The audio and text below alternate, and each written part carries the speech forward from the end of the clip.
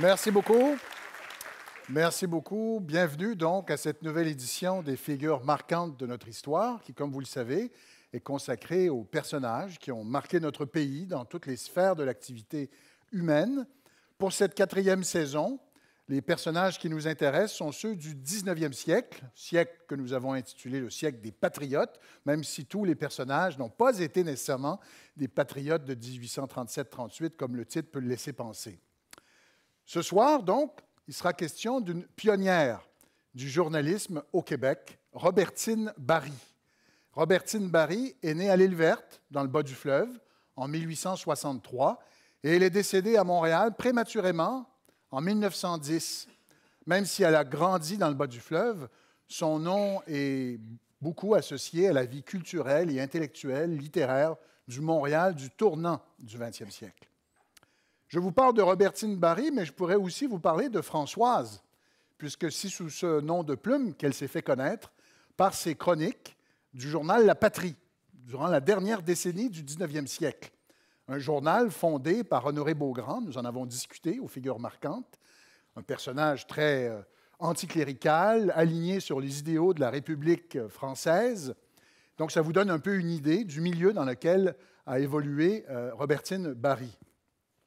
Donc, Françoise, qui a écrit pendant longtemps donc, des chroniques et qui a fondé son propre journal, le Journal de Françoise, un bimensuel qui parut pendant une dizaine d'années au début du 20e siècle. Donc, elle a été une journaliste, mais elle a été aussi une auteure. Elle a publié plusieurs contes qui ont été regroupés dans un recueil publié en 1895, Fleurs champêtres, autour d'ailleurs duquel il y a eu une petite polémique. Nous allons en reparler. Donc, journaliste, auteure et aussi une femme de combat, puisque dans toutes ses chroniques, elle défendait des idées, bien sûr. Parmi les idées qui lui étaient chères, il y avait l'éducation des jeunes filles, il y avait aussi la question d'une certaine idée du journalisme. Elle a beaucoup défendu l'intégrité, l'indépendance des journaux et des journalistes. Elle souhaitait qu'ils soient mieux rémunérés. Elle a aussi combattu pour fonder une première bibliothèque publique à Montréal, combat qu'a aussi mené à la même époque Eva Circé-Côté, dont nous avons déjà parlé aux figures marquantes. Donc, pour nous parler de cette journaliste, de cette auteure, de cette femme de combat, nous avons invité une historienne qui s'est spécialisée sur le Québec de la fin du 19e siècle, qui a consacré une thèse de doctorat et un mémoire de maîtrise à de grandes figures féminines de cette même époque. Elle s'est aussi beaucoup intéressée à Robertine Barry parce que dans une autre vie, elle a aussi été journaliste pendant 8 ans. Elle a publié des reportages, notamment dans l'actualité. Donc, c'est une historienne qui a un passé de journaliste et qui est spécialisée sur l'époque, non seulement sur notre personnage, mais sur l'époque dans laquelle a grandi, a évolué Robertine Barry. Elle poursuit ses études en ce moment. Elle fait un post-doctorat à l'Université de Concordia. Donc, je vous prie d'accueillir chaleureusement Mme Sophie Doucet.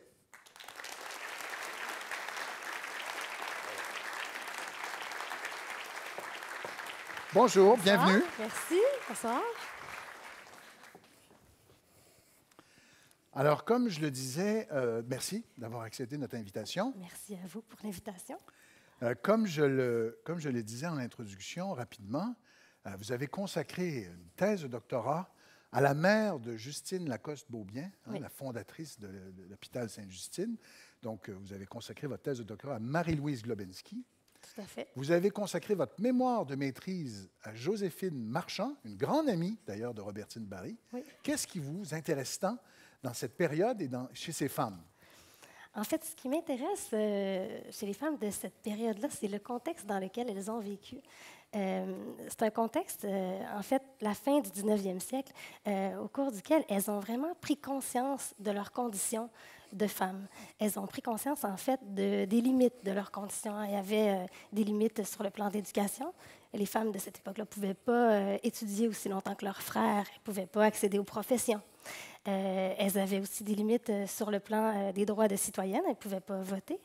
Et aussi des limites sur le plan des lois. Par exemple, si à partir du moment où elles se mariaient, elles redevenaient des mineurs aux yeux de la loi. Donc, elles ne pouvaient poser aucun geste légal, par exemple, signer un contrat sans avoir la contre-signature de leur mari, ouvrir un compte en banque à leur nom, intenter une poursuite en justice. Donc, un certain nombre de bourgeoises de la fin du 19e siècle s'est aperçu de ces limites-là et a commencé à revendiquer des changements dans un contexte qui était, ma foi, plutôt hostile.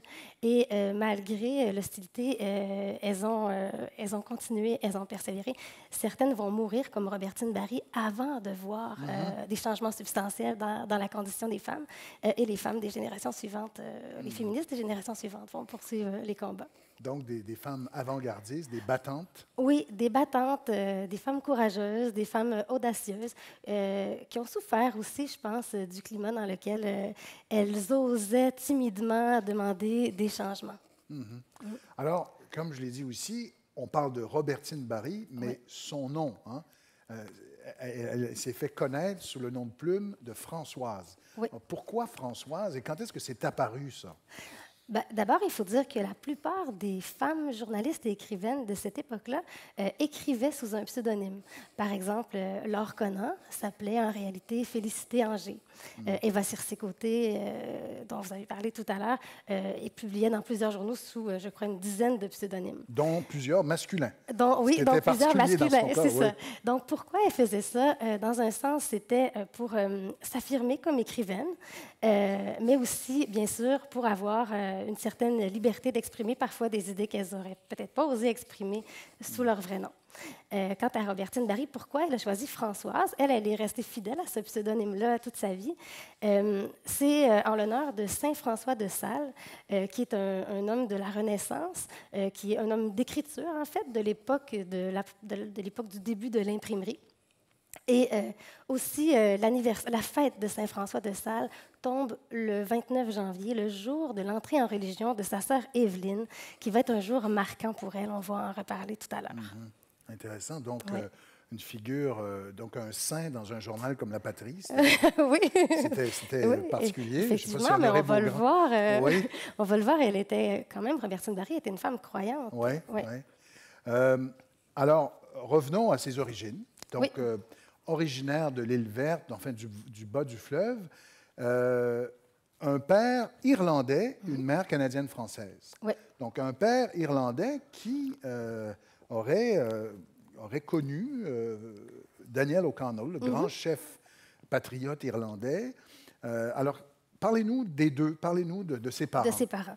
Alors, son père s'appelle Edmund Barry. Il est arrivé jeune homme avec sa famille au Canada en 1854. Il s'est installé sur la côte nord, dans le bas du fleuve, en fait, dans l'est du Québec, pour faire le commerce du bois.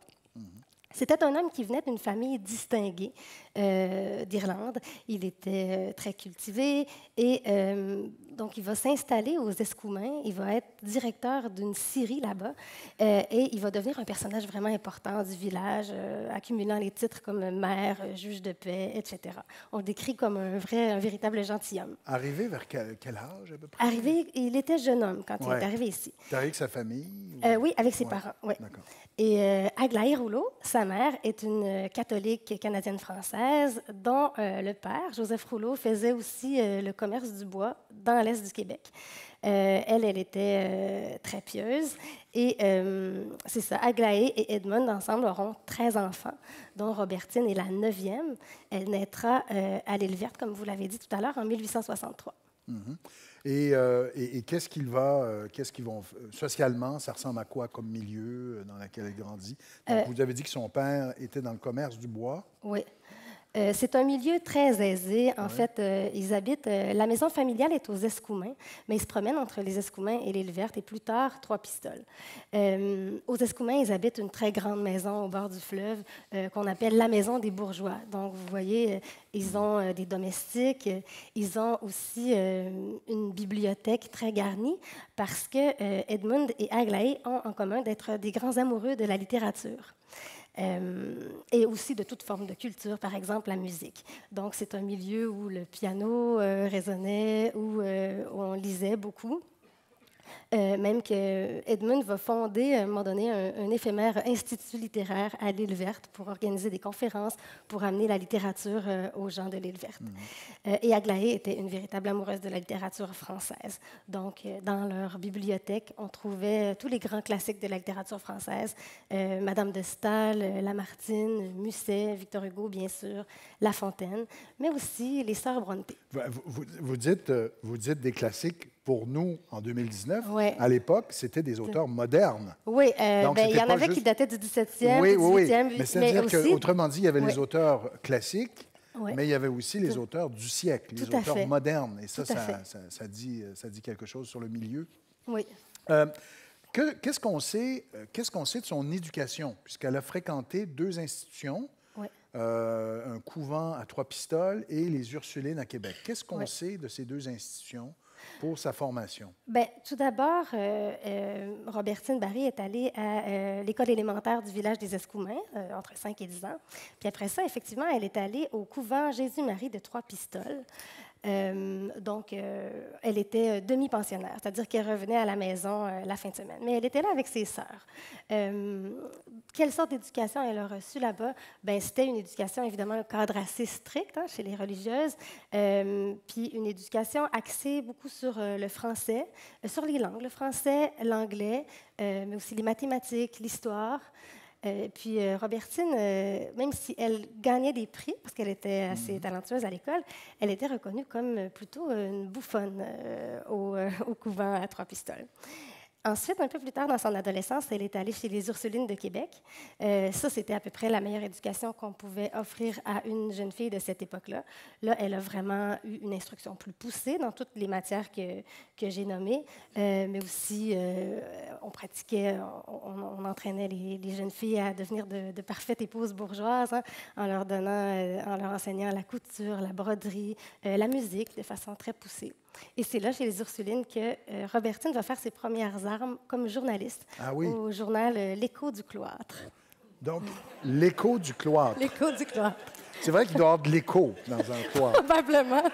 Je sais que c'est facile, mais est-ce qu'on a retrouvé ces textes? Donc, c'est des textes signés sous son nom, forcément. Oui, ces textes ont été retrouvés. Il y en a même un qui a été publié dans un journal de Québec, je crois. Et les sujets, traitaient des sujets de l'actualité courante, je m'imagine. Ah là là, de quoi il parlait, ce texte-là? Je me souviens plus de quoi il parlait, mais ça pouvait parler, par exemple, des fêtes de Noël ou ce genre de sujet. Mais là, au couvent des Ursulines, elle a bâti des amitiés solides qui vont durer toute sa vie. Comme qui, par exemple? Comme par exemple Marie-Louise Marmette, qui va être connue sous le pseudonyme de Louise de Bienville, comme femme de lettres, qui va vraiment être une grande amie avec qui elle va correspondre toute sa vie. Et là, comme je le disais, donc, moi, je l'ai appris en lisant sur elle pour cette émission, pour cet entretien, qu'elle venait du bas du fleuve. Moi, j'ai toujours, pour moi, Robertine Barry, Françoise, c'est Montréal. Tu sais, c'est la vie culturelle de Montréal. Donc, quand est-ce qu'elle déménage à Montréal? Quand est-ce qu'elle vient à Montréal? Dans quelles circonstances? Elle va déménager à Montréal en 1891, tout de suite après le décès de son père, en fait. Et c'est l'année où elle commence à écrire pour le journal La Patrie.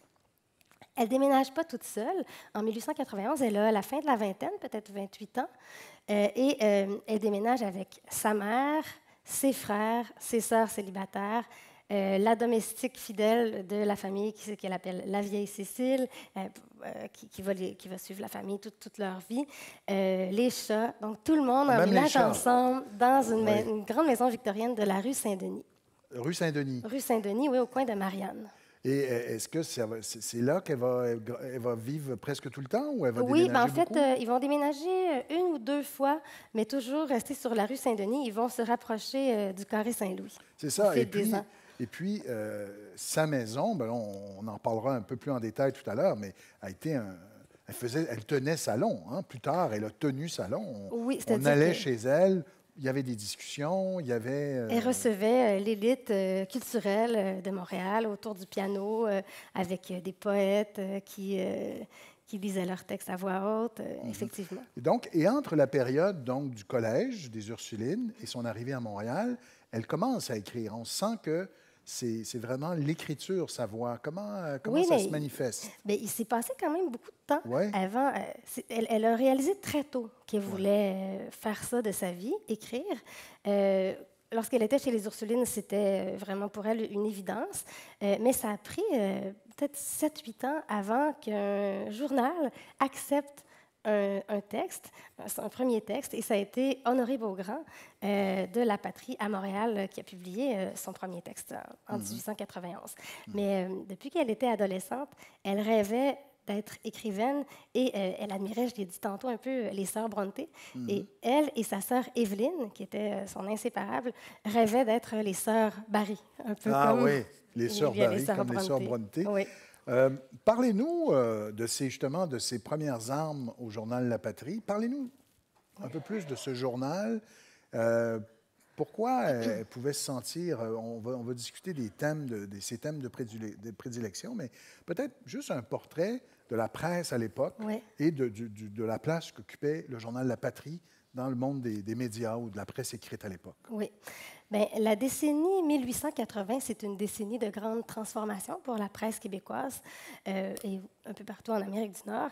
En fait, on passe d'un grand nombre de petits journaux d'opinion qui s'adressent à un petit public qui partage l'opinion de la direction du journal. Une presse partisane, dans le fond. Voilà, à une presse à grand tirage dans laquelle on trouve donc des nouvelles, des faits divers, des reportages à sensation. Une presse qui se vend à très bas prix, donc La Patrie se vend 1 sou. Donc, c'est distribué à beaucoup de gens. Par exemple, en 1901, La Patrie a un tirage de 27 000 exemplaires. Donc, c'est des gros journaux. La Patrie est fondée en 1879, va durer à peu près 100 ans, jusqu'aux années 1970. Et la presse est fondée 5 ans plus tard, en 1884, et elle existe encore, comme on le sait. La Patrie, c'est un journal libéral qui a été fondé par Honoré Beaugrand, qui est un personnage vraiment dont vous avez déjà parlé ici, vraiment intéressant, vraiment avant-gardiste, anticlérical, libéral. Libre d'esprit. Libre d'esprit, tout à fait, franc-maçon, etc.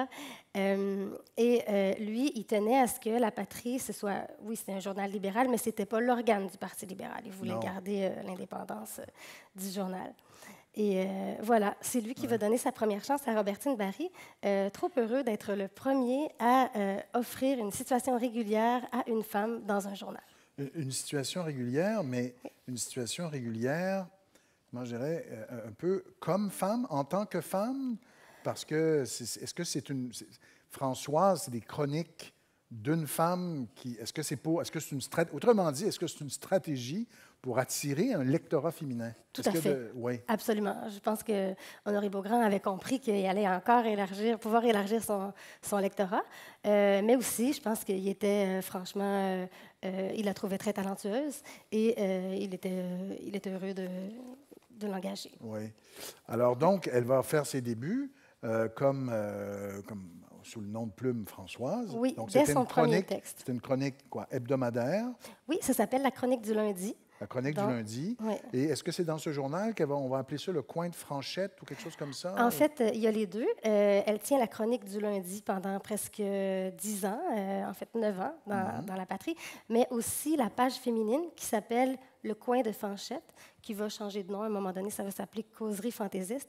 Et dans cette page féminine, elle a un courrier du cœur. Donc, les gens lui écrivent. Est-ce que c'était le début? Est-ce qu'il y en avait d'autres? Je ne sais pas si c'était le premier, mais c'était certainement un des premiers, effectivement. Elle répondait parfois avec un franc-parler, mais en même temps une bienveillance. C'est très intéressant d'aller lire ça. Puis aussi, dans sa chronique, la chronique du lundi, ça, c'est véritablement une sorte de chronique d'humeur. On appellerait ça comme ça aujourd'hui. Un peu comme un Pierre Foglia a tenu longtemps dans la presse. Elle parle de plein de choses. Elle décrit la ville, elle parle des superstitions, elle parle des animaux qui sont parfois, des chevaux qui sont parfois maltraités, elle parle, elle ne se gêne pas pour critiquer l'Église, elle parle d'art, de poésie, de littérature, beaucoup. Mais elle va vraiment dans tous les sens au gré de ses humeurs. C'est ça. Ouais. D'ailleurs, ça mériterait d'être édité. Hein? S'il y a un éditeur dans Ouais. la salle, il faut absolument regrouper ces chroniques, enfin, les meilleurs extraits, les meilleures chroniques. Je pense que oui, Et parce que ça décrit manque. Montréal, Oui, ça nous emmène mieux que... On n'a pas vraiment de grands écrivains de l'industrialisation à c'est Montréal, vrai. mais on a des journalistes Alors qui que- décrivent la ville, comme Eva Sur-Ses-Côtés le fait Exactement. aussi, et Robertine Barry. Alors que de son vivant, on a édité ces chroniques. Hein? Oui, une sélection. Une sélection en de fait, chroniques, donc oui, on pourrait au moins partir de ça. tout à fait. Alors, justement, elle a œuvré dans le journalisme avant de parler du journal de Françoise qu'elle a fondé. Peut-être un mot sur sa conception du métier, du journalisme. Elle a écrit sur ce sujet-là. C'était quelque chose qui était important pour elle. Pouvez-vous nous expliquer un peu ses positions sur le sujet? Tout à fait. En fait, pour elle, le métier de journaliste, c'était le plus beau et le plus gratifiant métier du monde. Elle voyait ça comme beaucoup plus élevé, en fait, que, par exemple, le métier d'homme d'État. Pour elle, tous les grands écrivains avaient déjà été journalistes, et donc c'était quelque chose qui avait une grande valeur et qui avait aussi un but. Le but du journaliste, c'était d'instruire, c'était d'être utile. Et en particulier dans la page féminine qu'elle concevait comme l'université des femmes, parce que les femmes n'allaient pas à l'université. Donc, elle prenait très au sérieux son rôle d'éducatrice. Pour elle, une journaliste, c'était une éducatrice. Puis au niveau personnel, pour elle, le journalisme, c'était véritablement un gagne-pain et ça devait d'être adéquatement rémunéré. Je vais vous citer, si vous voulez bien, Oui. Louis Fréchette, Oui. qui l'a décrit. Le poète Louis Fréchette. Le poète Louis Fréchette, Oui. qui l'a décrit dans un article sur elle quand elle travaille à la patrie. Ça nous donne une idée. Il dit elle travaille et travaille ferme.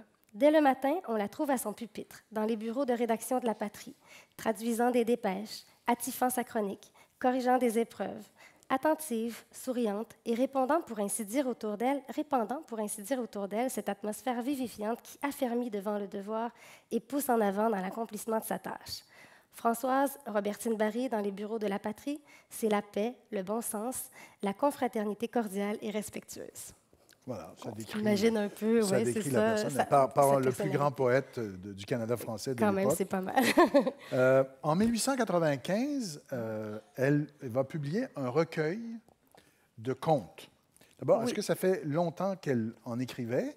Est-ce qu'elle avait publié un certain nombre de ses contes? Alors voilà, vous avez l'édition voici. Fleur de Lys. Ça s'appelle Fleur champêtre. Fleur champêtre, Oui. dans la collection, oui, je pense, du Lys. peu Collection importe. du Nénuphar. Oui, Nénuphar, Ouais. oui, merci. J'étais dans les fleurs, mais pas la bonne. Donc, Fleur champêtre, en effet. Donc, ça, c'est publié en 1895, la Ouais. première édition. Tout à fait, oui. Alors, de quoi ça parle? De quoi parlent ces contes? Bien, c'est pas que des contes, en fait, c'est des nouvelles, c'est des historiettes, des contes aussi. C'est un recueil de courtes histoires qui parlent de la campagne. En fait, elle veut, à travers Fleur champêtre, présenter aux gens de la ville les gens de la campagne, qu'elle a si bien connus dans sa jeunesse. Et donc, c'est des histoires qui rendent le langage des gens ordinaires du bas du fleuve. L'oralité. L'oralité, tout à fait. En cela, c'est vraiment intéressant. Mais aussi leurs superstitions, leurs mœurs, leur manière de vivre. Un peu comme à la manière d'une ethnographe qui aurait voulu que ça se conserve, sachant que c'est un peu en train de se perdre, ces mœurs et ces coutumes, et qui aurait voulu les figer. Oui. Ouais.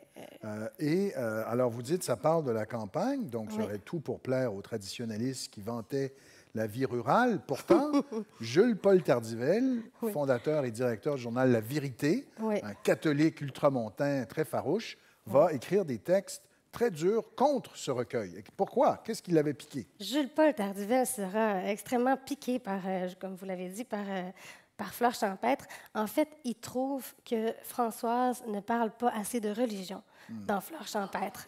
Ça, c'est le principal reproche qu'il lui adresse. Mais aussi, il l'accuse de s'être inspiré de Jean-Jacques Rousseau Ah dans oui, sa manière d'écrire. ça venant de lui, ça devait Ah être... oui, non, c'était pas un compliment. Non. Non. Et, par ailleurs, il en profite pour glisser qu'elle a vraiment des mauvaises fréquentations, en parlant évidemment de ses collègues de la patrie. Donc, il écrit un premier article pour la critiquer. Robertine Barry va se défendre en disant qu'elle n'a jamais lu Jean-Jacques Rousseau. Puis, puis que, par ailleurs, elle n'avait pas l'intention de faire un paroissien romain avec ça, et donc qu'elle a rendu les coutumes comme elle les avait vues, qu'elle n'a pas rajouté de religion pour lui faire plaisir. Et là, lui, il va réécrire un autre article pour encore l'attaquer. Suite à quoi Joséphine Marchand et Louis Fréchette vont prendre la défense de Robertine Barry. Ça va être toute une histoire. Vous savez, les couteaux pouvaient voler assez bas là, dans la presse à cette époque-là. Joséphine Marchand va traiter Tardivelle de toqué, de bilieux, d'hypocrite. Ouais. Voilà. D'ailleurs, ce genre de polémique qui était assez courante, je pense qu'on peut le dire, oui. Et on l'a vu quand on a parlé d'Honoré Beaugrand, montre que cette espèce d'image qu'on a un peu du Canada français figé, où tout le monde pensait pareil, ça nuance tient tout pas ça. la route. C'est ça ne tient pas la route. Okay. Maintenant, elle fonde ce journal de Françoise. Oui. Alors, est-ce qu'on est face à un des premiers journaux qui s'adresse spécifiquement à des femmes? Est-ce qu'on est face à une sorte d'ancêtre de Châtelaine, là? En fait, on est face à un des premiers, mais pas le premier. En fait, avant elle, en 1893, il y a Joséphine Marchand d'Endurant, qui était l'épouse du sénateur Raoul d'Endurant, qui a fondé Le Coin du Feu.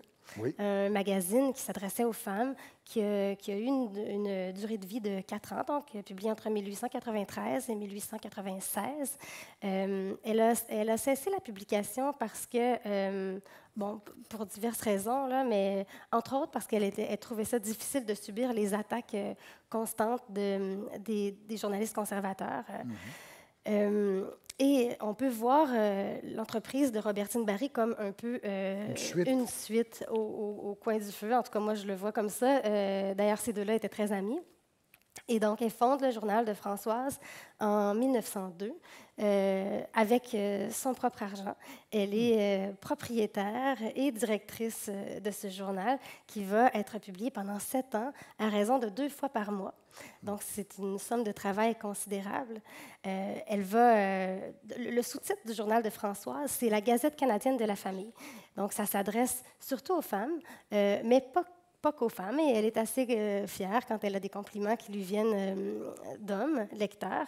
Elle a pour but, avec le journal de Françoise, d'instruire d'abord et de divertir. Elle parle beaucoup de littérature, de poésie, de culture, mais aussi de sujets de société. Par exemple, il y a des médecins qui écrivent dans le journal de Françoise. On parle de santé, de société, ça fait partie de toute cette presse qui s'intéresse à la vie. On n'est plus juste dans une presse strictement partisane où on se fait l'écho, le perroquet de la ligne du parti. On est dans une presse qui se renouvelle. D'ailleurs, en passant, c'est bon que les gens sachent que le journal de Françoise est en ligne sur le site de BANQ. Oui. On peut le consulter au complet. Vous pouvez le consulter au complet, ainsi que les chroniques du lundi de la patrie, là, en attendant qu'un éditeur numérique. nous soumette un livre, là, vous pouvez aller les consulter, les lire en ligne. C'est très facile, c'est très agréable et facile de consultation. Oui. Alors, maintenant, en gros, c'est le parcours d'auteur, du journaliste, de directrice même d'un journal. On va essayer maintenant de cerner un peu les idées, la pensée de Robertine Barry à travers un certain nombre de thèmes. Commençons par le commencement. On oppose beaucoup, pour cette époque, disons, libéralisme à un traditionnalisme, modernité et tradition, où là, on devine, mais juste peut-être nous camper le personnage de ce point de vue-là. Est-ce que, par exemple, c'est une croyante? Vous avez dit que c'était une croyante, mais comment elle concilie peut-être sa foi avec ses idées relativement modernes? Oui, Robertine Barry est croyante depuis qu'elle est toute petite. Ça lui a été transmis par sa famille. Et sa secrétaire a raconté que chaque soir, après le travail, elle s'arrête à l'église, je crois à l'église Notre-Dame, pour prier. C'est un espace qui est précieux pour elle, de communication avec Dieu ou de paix. Donc, elle est très croyante, mais elle a une vision du monde laïque. Donc, en cela, on la range vraiment plus du côté des modernes, ou des gens d'avant-garde. D'autant plus qu'elle ne va vraiment pas se gêner pour dénoncer les abus de pouvoir de l'Église catholique. Elle trouve que l'Église se mêle de tout, qu'elle devrait se retirer de plusieurs dossiers, dont l'éducation. Elle critique, par exemple, c'est des petites choses, mais le fait qu'à la messe de minuit, dans certaines églises, il faille payer son siège. Elle dit que c'est contraire à l'esprit de Jésus. Donc, elle a en horreur l'hypocrisie qui vient avec l'institution de l'Église catholique, mais elle, je pense qu'elle a une foi sincère. Oui. Par rapport au combat des femmes. Oui. Alors, on a dit, par exemple, que les premières femmes qui militaient pour le droit de vote, par exemple, le faisaient souvent au nom d'une certaine conception de la femme comme mère. Hein? C'est le cas, je pense, de Marie-Gérald Lajoie. Mais où elle logeait par rapport au combat des femmes? Quelles étaient les choses les plus urgentes à son avis et jusqu'à quel point elle a contribué à ces combats des femmes de sa génération? Oui. Vous faites référence au féminisme maternaliste. En fait, on a décrit le féminisme de ces premières féministes qu'on appelle aussi de la première vague. On a décrit leur féminisme comme maternaliste parce qu'il se fondait sur les qualités maternelles des femmes. En fait, elle ne disait pas on veut avoir des droits parce qu'on est égal aux hommes. Elle disait on veut avoir plus de droits parce qu'on est des femmes, parce qu'on est des mères, et qu'on serait des mères aussi pour la société. On aurait des compétences que les hommes n'ont pas. Oui, c'est ça. Donc, c'est sur une logique de complémentarité plutôt que d'égalité. La plupart des féministes canadiennes-françaises de la fin du 19e siècle sont des féministes maternalistes, et je pense que Robertine Barry n'y échappe pas. Par rapport à ces combats, qu'est-ce qui est le plus important pour elle? En fait, je pense que son combat principal, c'est vraiment le droit à l'éducation. Elle trouve extrêmement injuste que les femmes n'aient pas le droit d'aller à l'université, de pratiquer des professions, d'être instruites. Pour elle, l'éducation, ça fait partie de l'émancipation. Donc ça va être vraiment son combat principal. Elle va d'ailleurs appuyer l'initiative de lycée laïque fondée en 1908 par Eva Circé-Côté et Gaétane de Montreuil. Elle va l'appuyer sans réserve malgré la véhémence du clergé à propos de cette institution-là qui ne durera pas très longtemps, on le sait. Maintenant, par rapport au droit de vote, elle est, comme la plupart des féministes de son époque, ambivalente. Enfin, au début, elle est contre, vers 1893-96, et au fil du temps, elle va devenir favorable au droit de vote des femmes. Mais c'était une revendication qui était très, très controversée, considérée comme extrêmement radicale. En fait, les journalistes conservateurs, les membres du clergé qui commentaient, craignaient que si les femmes se mettaient à voter, mais premièrement, après ça, elles allaient demander de pouvoir être élues. Et là, où s'en irait la famille canadienne-française? Ouais. Alors, pour eux, c'était la fin des haricots, c'était la fin c'était l'anarchie sociale. Mais quand, au début, elle est contre, est-ce qu'elle invoque ce genre d'arguments? Ou... Oui, elle invoque, par exemple, les arguments qui sont souvent évoqués par les opposants du droit de vote, c'est... par exemple, le monde politique est un monde sale. Oui, violent. Violent, oui, c'est bagarreur. Les femmes n'ont pas d'affaires là avec leur pureté naturelle. Et oui, j'ai retrouvé ces arguments au milieu du 19e siècle quand j'avais étudié la question. Ah oui. C'était un monde trop violent et puis les femmes perdraient leur vertu. Oui, c'est ça. Préservons leur vertu. C'est ça. Hein? C'est pour vous rendre service, qu'on vous préserve. Oui, c'est ça. C'est ça. Pour votre bien. Pour votre bien, oui, c'est ça. Quel est son rapport, parce qu'elle est quand même dans un journal La Patrie, La Patrie. Honoré Beaugrand, je pense qu'on pourrait dire de lui qu'il se considère comme un patriote, très francophile. Quel est son rapport au patriotisme? Quel est son rapport à cet enjeu-là? Parce qu'on devine bien que ce n'est pas le même genre de patriotisme que Jules-Paul Tardivelle, par exemple. Non, en effet. En fait, Robertine Barry est très fière de ses racines irlandaises et canadiennes-françaises, donc elle est vraiment de ces deux branches là, de sa famille. Son patriotisme est plutôt libéral. En fait, il est loin du nationalisme d'un Tardivelle qui, lui, confond religion et patrie, je dirais. Elle a une très grande fierté pour la langue et pour la culture canadienne-française. Elle est contre l'impérialisme anglais. Donc, elle ne trouve pas, par exemple, durant la guerre des Boers, que l'Angleterre a droit de demander aux Canadiens d'aller se battre pour elle. Mais je vais vous raconter une anecdote qui illustre un peu son patriotisme. En 1895, elle se promène dans les rues d'Halifax. Elle se balade dans les rues d'Halifax et elle voit dans la vitrine d'un marchand une cloche. Une belle cloche qui a l'air d'une antiquité. Donc, elle entre et elle apprend que cette cloche-là était en fait la cloche de l'église de Louisbourg, qui a été la ville de Louisbourg détruite en 1758, je crois, par les Anglais. La cloche a survécu. Elle a été utilisée pendant quelque temps sur un temple protestant, mais le temple s'en est débarrassé. Et là, elle est à vendre au coût de 100 $ chez un marchand. Elle se dit, cette cloche-là fait partie du patrimoine des Français d'Amérique. Elle écrit à ses lecteurs dans la patrie et elle fait appel à eux, en fait, pour qu'ils donnent de l'argent. Souscription. Oui, campagne de souscription pour que les Canadiens français achètent la cloche. Et ça fonctionne. Elle la ramène à Montréal. La cloche va être exposée au Château Ramsay. Il va y avoir une cérémonie d'inauguration. Et donc, pour elle, c'était un objet de mémoire.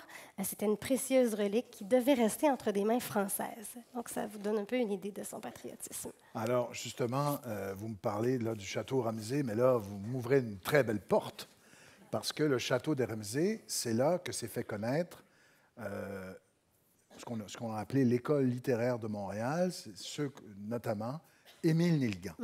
Donc, on va parler aussi un peu, si vous le permettez, des amitiés. Et on viendra sur les alliés, mais on va parler un peu des amitiés de Robertine Barry. Elle a eu des amitiés très fortes. Oui. Et elle a eu une amitié qui fait encore jaser avec Émile Nelligan. Comment elle le rencontre et quelle a été la nature de leur lien et jusqu'à quel point Émile Nelligan doit peut-être en partie sa reconnaissance à Françoise. D'abord, Robertine Barry est une grande amie de Émilie Hudon, la mère d'Émile Nelligan, qui est une très bonne musicienne par ailleurs. Et elle va voir grandir ce jeune homme-là, Émile Nelligan. Elle va voir éclore son talent. Et avec le réseau qu'elle a, avec la tribune qu'elle a, elle va comment dire, encourager sa carrière. Elle va le présenter à ses amis littéraires. Elle va l'inviter chez lui. Elle va le publier dans sa chronique de la patrie. Donc, c'est un peu sa marraine littéraire, Robertine Barry. Mais il y a eu des rumeurs qui ont circulé au sujet de leur relation. On a parlé d'une idylle. En réalité, il n'existe aucune preuve à cet effet-là. Il y avait une très grande différence entre les deux. Robertine Barry était célibataire, mais puis Nelligan lui a dédié certains poèmes, dont un rêve d'artiste. Vous irez lire ça, c'est très, très beau. Mais il n'y a aucune preuve. Là, il n'y a aucune preuve. Non. Ça a fait jaser. Ça a fait jaser, oui. Mais il n'y a aucune preuve. Non. En fait, tout ce qu'on sait, c'est qu'elle tenait beaucoup à lui, oui. Qu'il était son protégé sur le plan littéraire et qu'elle a eu beaucoup, beaucoup de peine quand il a été interné finalement oui. Parce qu'il avait des gros problèmes de santé mentale. On peut imaginer qu'il a parfois lu des poèmes, peut-être même chez elle. Ah oui, oui, tout à fait. Oui, oui. Elle dit à un moment donné, quand son recueil est publié, elle fait une sorte de critique de son recueil dans La Patrie ou dans le journal de Françoise, je ne sais plus. Puis elle dit, il n'y a pas un de ces poèmes-là que je n'ai pas entendu de sa voix. Là. Elle était très proche de lui, en fait. Alors justement, parlons à travers Nelligan, ce qu'on constate, c'est que Robertine Barry est au centre d'un réseau culturel et littéraire. Tout à fait. Et comme tout réseau, ben, il y a des proches, il y a des amis, et il y a peut-être des adversaires, ou il y a des gens qui sont moins proches. Alors, parlons de ces alliés dans le milieu culturel et littéraire. Louis Fréchette. Hein? Ah oui. Parlons de certains, peut-être de ses plus grands alliés dans ce milieu-là, qui l'ont nourri, qui ont été importants pour elle. Mais ses alliés, d'abord, c'est Honoré Beaugrand, qui lui a donné sa chance. Hein, on en a parlé un petit peu. C'est Louis Fréchette, qui est un homme de lettres, qui partage son amour de la culture, qui va être un grand ami. C'est aussi Joséphine Marchand et Marie Gérin-Lajoie, qui se battent à ses côtés, en fait, pour le féminisme naissant. Et plein d'autres qui logent du côté plutôt libéral là, de l'échiquier idéologique. Mais en même temps, Marie Gérin-Lajoie, vous dites qu'il y a peut-être eu une petite brouille. Oui, ça s'est mal fini avec Marie Gérin-Lajoie, en fait. Parce que, pour ceux qui connaissent un peu l'histoire de Marie Gérin-Lajoie, c'est une figure très, très importante du féminisme de la première vague qui a cherché à concilier catholicisme et féminisme. Et, ça a été difficile, hein, c'était difficile à concilier, mais elle a fondé une association de féministes canadiennes-françaises qui s'appelle la Fédération nationale Saint-Jean-Baptiste en 1907. Et il est arrivé un événement, en fait, au congrès de la Fédération en 1909. Il y a eu différents conférenciers-conférencières, dont Robertine Barry. Robertine Barry a fait un discours entier en parlant des devoirs éducatifs du journaliste, quelque chose comme ça. Puis elle n'a pas parlé du tout dans son discours de religion, ce qui n'a pas du tout plu à Monseigneur Bruchézy, qui était sur place, archevêque de Montréal. Et donc, Monseigneur Bruchézy, quand est venu le temps de publier les actes de ce congrès, Monseigneur Bruchézy a demandé à Marie Gérin-Lajoie, qui s'occupait de la publication, de retirer la conférence de Robertine Barry. Et là, il y a tout un échange de lettres entre Marie Gérin-Lajoie et Monseigneur Bruchézy, où Marie Gérin-Lajoie essaie de dire, est-ce que ce serait vraiment péché si on le publiait? Puis Monseigneur Bruchézy qui dit... c'est pas un si grave péché, mais vous êtes d'accord avec moi qu'il n'y avait rien là-dedans d'intéressant. En tout cas, finalement, Marie Gérin-Lajoie va obéir à l'archevêque et va retirer de la publication la conférence de Françoise. Et à partir de ce moment-là, je pense que les deux femmes vont Il y a un froid. Se brouiller. Oui, ça a jeté un petit froid. Alors, parmi peut-être les adversaires, il faudrait dire un mot de Joséphine Marchand sur la nature de leur relation, peut-être nous en parler un peu. Oui, on ne connaît pas tant que ça la nature de leur relation, mais dans le journal de Joséphine Marchand, il est question de Robertine Barry. Dans les écrits de Marie Gérin-Lajoie, il est question des deux. On sait que Robertine Barry, Joséphine Marchand et Marie Gérin-Lajoie se réunissent parfois les unes chez les autres. Elles partagent vraiment longtemps les mêmes idées. Oui, c'est ça. Et Joséphine Marchand va écrire dans le journal de Françoise, puis Robertine Barry écrit dans le coin du feu. Donc, voilà. Alors, parmi ceux qui seraient plus des adversaires, on a parlé de Jules-Paul Tardivelle, mais il y a un personnage qui est porté au nu, qui est très encore admiré par un certain nombre de nationalistes, qui est Henri Bourassa. Et Henri Bourassa, ce n'était pas nécessairement l'allié des femmes qui défendaient la place des femmes dans la société. Mais ça, c'est très peu connu. Hein? C'est très peu connu, disons, à part les spécialistes, où on est au courant qu'il a écrit plus d'articles contre le droit de vote des femmes en 1917 que contre la conscription. Ah oui. En 1917, c'est peu connu. Et le ton de ces articles était très véhément. Oui, je me rappelle quand c'était le 100e anniversaire du Devoir, fondé par Henri Bourassa, j'étais surprise qu'on ne parle pas tellement, ou en fait pas du tout, de ce côté-là du fondateur du Devoir, qui était vraiment véhément dans ses articles. Très véhément et très traditionnaliste de ce point de vue-là, du point de vue de la famille, du point de vue... Ah oui, puis il y a des citations que je lis toujours à mes étudiants en histoire des femmes, parce que c'est tellement gros, là. Il dit que si les femmes votent, ça va devenir des monstres, des femmes-hommes. Donc, oui, il attisait la peur. Oui, c'est ça. Et il y a eu des altercations entre les deux? Oui, en fait, ils se sont connus, Henri Bourassa et Robertine Barry, par l'entremise d'Oliver Asselin. Oui. qui a aussi été un protégé de Robertine Barry, mais qui plus tard est devenu proche d'Henri Bourassa. Et lui, il essayait un peu de jouer les médiateurs entre les deux, mais évidemment... Il n'y avait rien à faire. Non. Donc, elle a été aussi assez proche d'Oliver Asselin. Oui. Elle a vraiment été son mentor là, dans ses débuts dans le journalisme. Oui. J'ai oublié de dire quelque chose à propos de Joséphine Marchand qui est important, je pense. C'est qu'elles ont toutes les deux été représentantes canadiennes à l'Exposition universelle de Paris en 1900. Donc, elles ont arpenté les... Elles ont fraternisé. Oui. Elles ont découvert Paris ensemble. Donc, ça a dû quand même... les rapprocher. Les rapprocher encore, oui. Alors, on a dit un mot sur le fait que c'est une femme qui ne s'est pas mariée. Oui. Donc, c'est la raison d'ailleurs pour laquelle elle a pu diriger un journal et signer. Parce que, corrigez-moi, mais c'est les femmes mariées qui perdaient leurs droits civiques, mais une femme qui ne se mariait pas. Bon. Oui. Mais alors, ce choix, est-ce qu'elle est passée proche de se marier? Qu'est-ce qu'on sait de sa vie plus privée?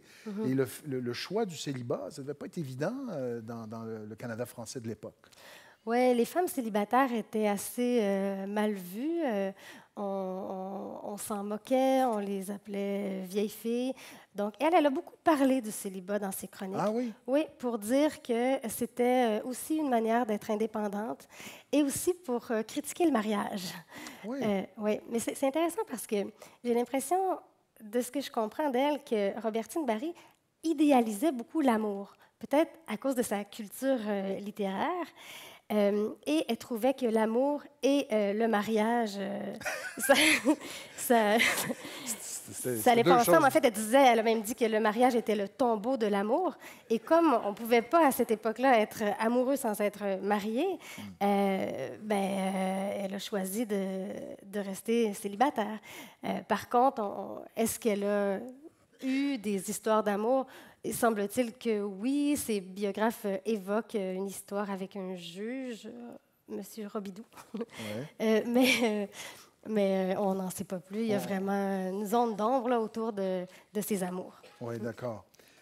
Donc, on a parlé de ses voyages, de son voyage à Paris. Je pense que ce serait intéressant parce que je crois qu'elle a fait cette exposition universelle donc, de Paris. Mais comment elle se retrouve là? Parce qu'elle n'a pas fait que Paris, je crois. Elle a été à d'autres expositions.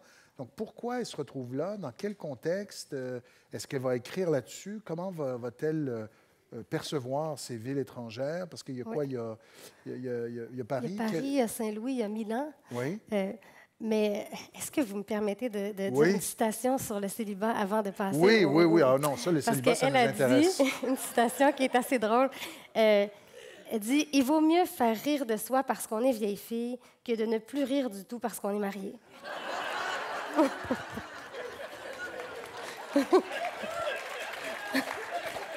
C'est une citation en exergue de bien des livres, ça. Hein? Ça pourrait... très belle citation, en effet. Donc, elle assumait. Donc, elle ne s'est jamais excusée. Elle assumait. Elle assumait, même s'il y avait peut-être... on parlait dans son dos, mais elle assumait. C'est ça, oui. Ça montre sa force de caractère.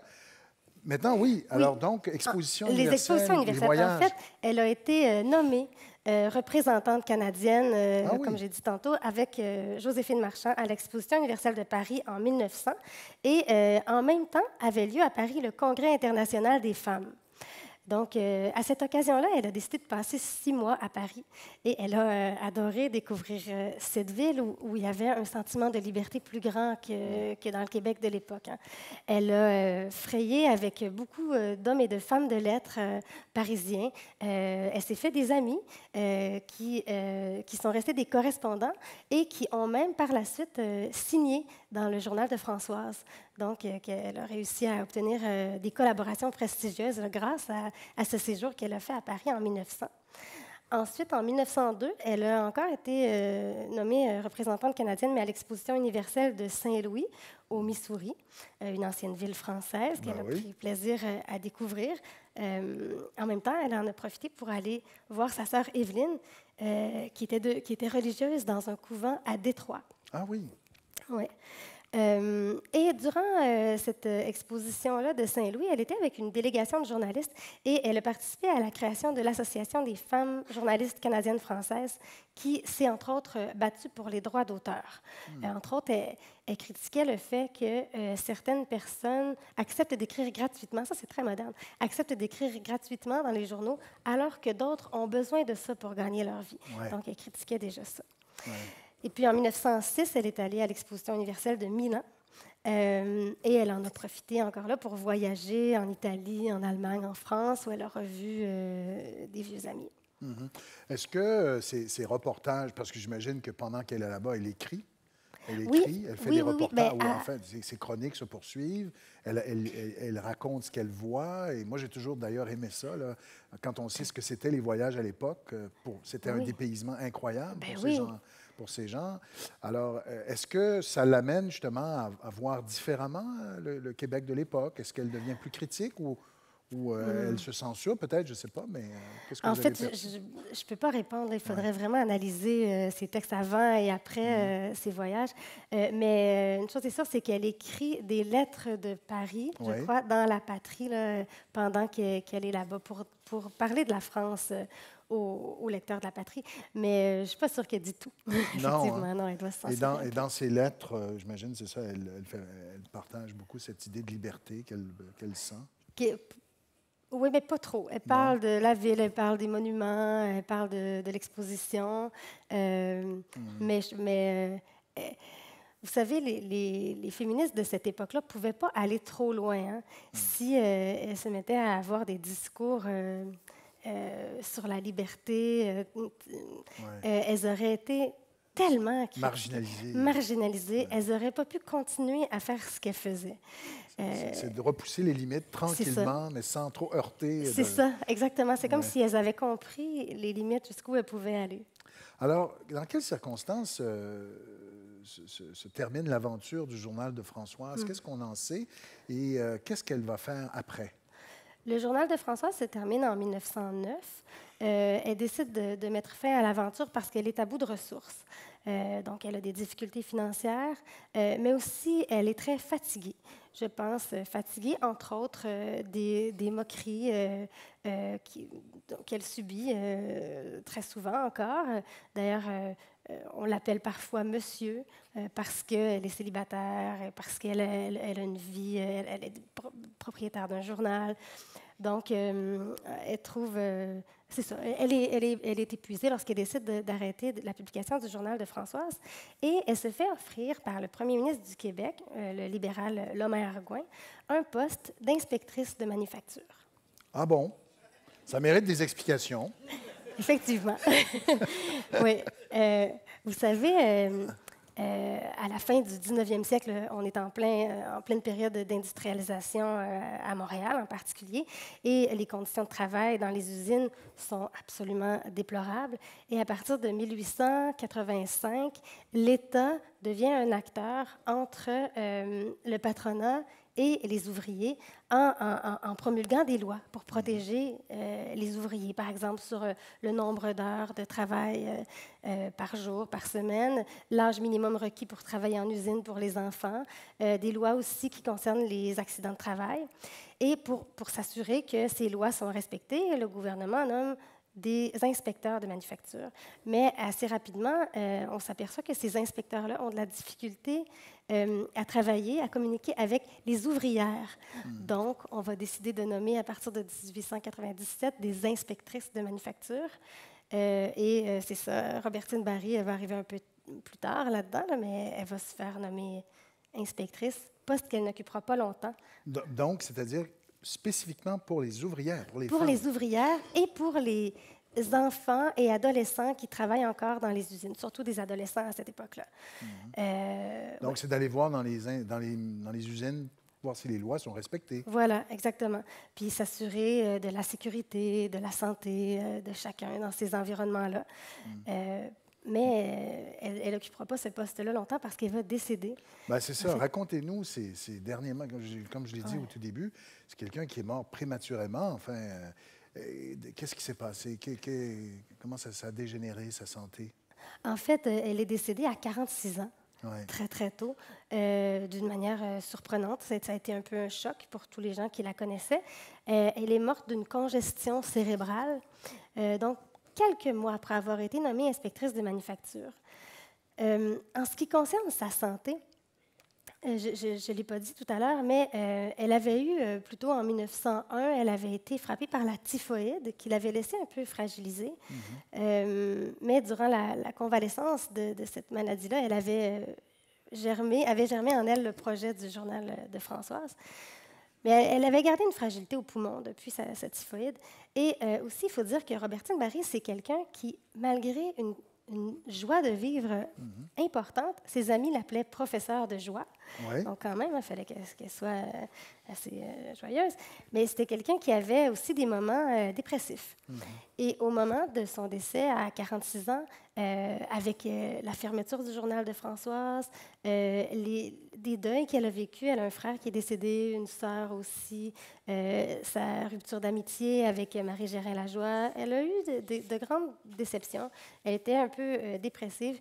Et elle prenait un médicament qui s'appelle du laudanum, qui est un dérivé de l'opium.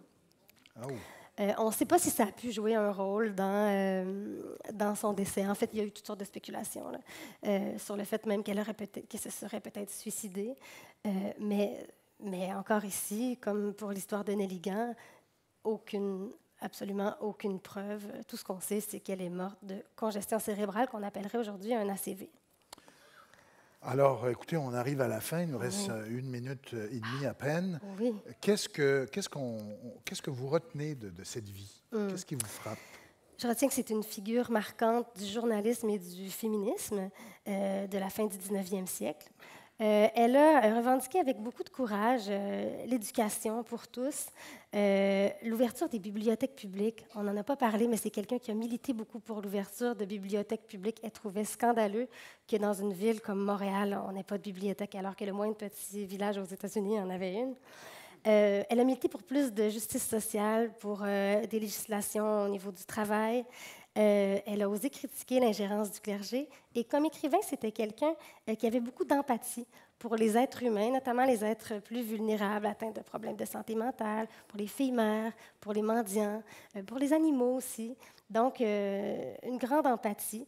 Je ne dirais pas que c'était un écrivain majeur, plutôt comme une ethnologue qui nous a laissé des descriptions intéressantes de son époque.